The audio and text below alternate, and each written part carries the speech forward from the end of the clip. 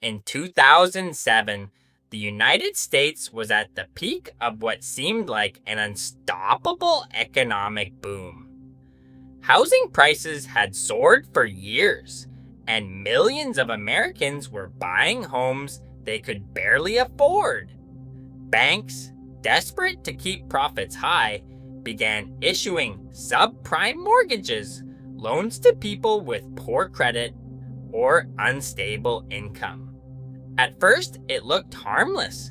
People were buying homes, neighborhoods were thriving, and banks were making money hand over fist. Home ownership became a symbol of success, and financial institutions were eager to cash in. But behind the glossy brochures and smiling salespeople, something dangerous was taking shape. These mortgages were bundled into complex financial products known as mortgage-backed securities and then sold to investors around the world. Each bundle was divided into pieces called tranches that were labeled safe or low risk.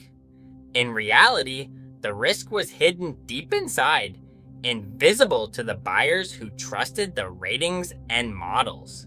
Meanwhile, homebuyers were stretching themselves to the limit. Adjustable rate mortgages with low introductory rates soon reset. Monthly payments skyrocketed. Many borrowers defaulted on their loans.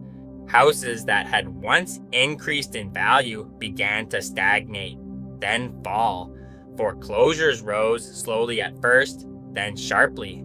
Yet Wall Street continued to operate as if nothing had changed. Banks and investment firms relied on models that assumed housing prices could only go up.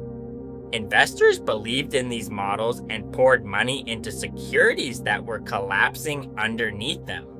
Confidence became a dangerous illusion. By early 2008, cracks became glaring.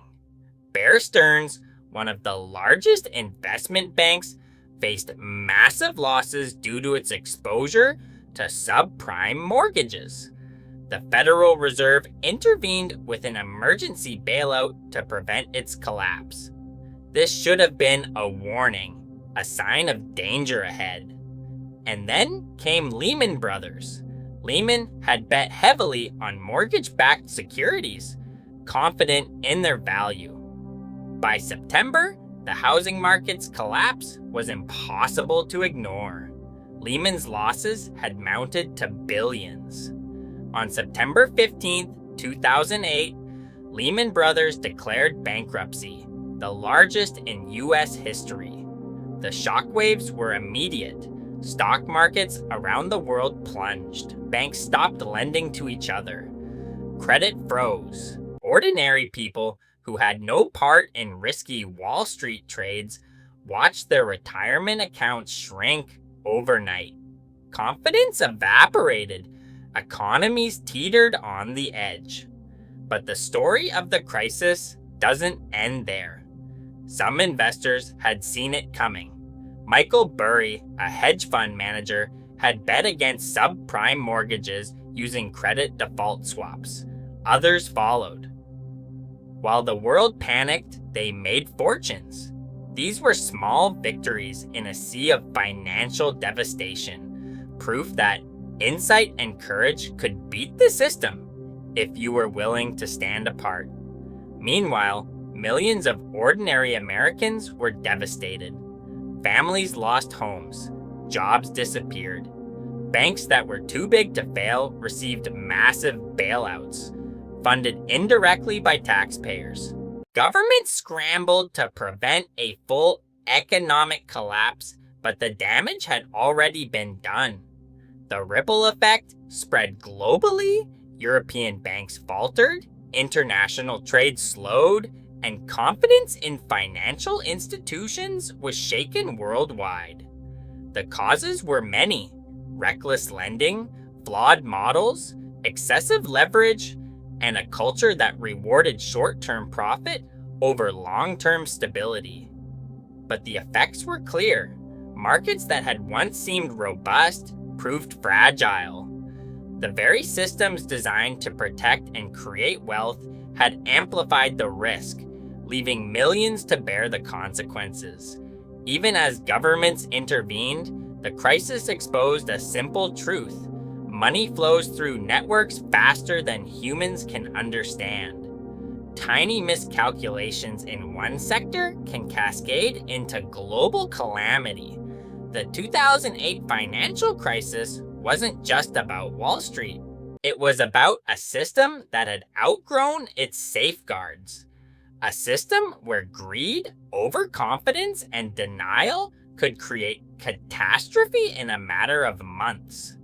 Regulators later introduced new rules to prevent another collapse: stricter oversight, higher capital requirements, and stress tests for banks. But the lessons are never fully learned.